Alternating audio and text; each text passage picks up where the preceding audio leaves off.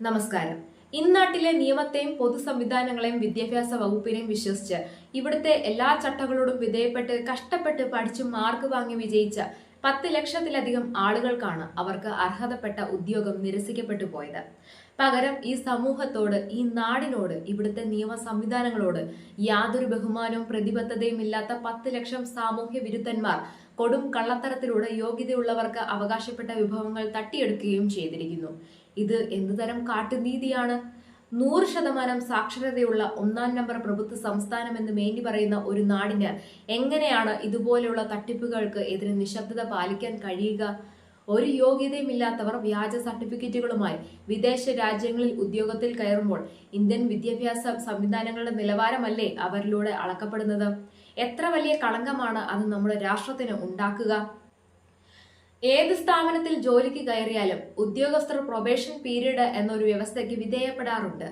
ജോലിക്ക് കയറിയ ആളുടെ പശ്ചാത്തലം അന്വേഷിക്കുകയും മറ്റു ക്രിമിനൽ വാസനകൾ ഒന്നുമില്ല എന്ന് ഉറപ്പുവരുത്തുകയും ആളുടെ കാര്യക്ഷമത ജോലിക്ക് കയറുമ്പോൾ വെളിപ്പെടുത്തിയത് പ്രകാരം തന്നെ സത്യസന്ധമാണ് എന്ന് വിലയിരുത്താനും വേണ്ടിയാണ് പ്രൊബേഷൻ പീരീഡ് ഏർപ്പെടുത്തിയിരിക്കുന്നത്. അതിനുശേഷമാണ് ജീവനക്കാരെ സ്ഥിരപ്പെടുത്തുന്നത്.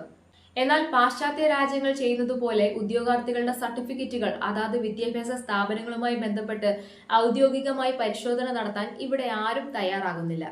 അതുകൊണ്ട് തന്നെ വ്യാജ സർട്ടിഫിക്കറ്റുകളുമായി ജോലിക്ക് കയറുന്നവരെ പിടികൂടാൻ സർക്കാർ തലത്തിൽ പോലും ഒരു സംവിധാനമില്ല എന്ന ദുരവസ്ഥയാണ്. ഇടതുപക്ഷ സർക്കാർ അധികാരത്തിൽ വന്നതിന് ശേഷം വിവിധങ്ങളായ ബോർഡുകൾ, തദ്ദേശ സ്ഥാപനങ്ങൾ, സഹകരണ സ്ഥാപനങ്ങൾ, ഭരണഘടനാ സ്ഥാപനങ്ങൾ, മറ്റ് സർക്കാർ ഓഫീസുകൾ എന്നിവിടങ്ങളിലേക്ക് ഒക്കെ ലക്ഷക്കണക്കിന് പാർട്ടി നിയമനങ്ങളാണ് നടത്തിയിട്ടുള്ളത്. ഇതിൽ എഞ്ചിനീയറിംഗ്, LLB ഒക്കെ അടിസ്ഥാന യോഗ്യത വേണ്ട പോസ്റ്റുകൾക്കൊക്കെ ലക്ഷക്കണക്കിന് രൂപയാണ് മാസ ശമ്പളമായി പൊതുഖജനാവിൽ നിന്നും കൊടുക്കുന്നത്. ഇവരുടെയൊക്കെ സർട്ടിഫിക്കറ്റുകൾ വ്യാജമാണോ എന്ന് ആരെങ്കിലും പരിശോധിക്കാറുണ്ടോ? ഇന്റർവ്യൂ ചെയ്യാനിരിക്കുന്നവരുടെ ഒരു മറിച്ച് നോട്ടമല്ലാതെ ഔദ്യോഗികമായി അതാത് വകുപ്പുകൾ വഴി ഈ സർട്ടിഫിക്കറ്റുകളുടെ വിശ്വാസ്യത പരിശോധിക്കാൻ എന്തെങ്കിലും നടപടിക്രമം ഇവിടെയുണ്ടോ? മലപ്പുറം വ്യാജ സർട്ടിഫിക്കറ്റ് വഴി വലിയ ഒരു അട്ടിമറിയും കൊള്ളയുമാണ് ഇവിടെ നടന്നിരിക്കുന്നത്. കേരളത്തിന്റെ എന്നല്ല, ഇന്ത്യൻ വിദ്യാഭ്യാസ മേഖലയുടെ തന്നെ വിശ്വാസ്യത ആഗോളതലത്തിൽ നശിപ്പിക്കുന്ന ഒരു ക്രൈമാണ് ഉണ്ടായിരിക്കുന്നത്. ഇതിനെതിരെ ഒരു ജുഡീഷ്യൽ അന്വേഷണം പ്രഖ്യാപിക്കണം. ഏറ്റവും കുറഞ്ഞത് കഴിഞ്ഞ 20 വർഷത്തിനുള്ളിൽ കേരളത്തിൽ നിന്നും റിക്രൂട്ട് ചെയ്യപ്പെട്ട ആളുകളുടെ യോഗ്യതാ സർട്ടിഫിക്കറ്റുകൾ പരിശോധിക്കപ്പെടണം. അതായത് എംബസികൾ വഴി വിദേശത്തും ഇതിന് നിർദ്ദേശം നൽകണം. വ്യാജ സർട്ടിഫിക്കറ്റുകൾ വഴി സർക്കാർ ജോലി ആരെങ്കിലും നേടിയിട്ടുണ്ടെങ്കിൽ ശമ്പളമായി നൽകിയ നികുതിപ്പണം മുഴുവൻ തിരികെ പിടിക്കുകയും നിയമ നടപടികൾക്ക് വിധേയമാക്കുകയും വേണം. സർക്കാർ നിശ്ചയമായും ഇത് ഒതുക്കാൻ ശ്രമിക്കും എന്നതുകൊണ്ട് ഒരു വിട്ടുവീഴ്ചയും ഇല്ലാത്ത സമര പോരാട്ടത്തിന് യുവജന സംഘടനകൾ തയ്യാറാകുക.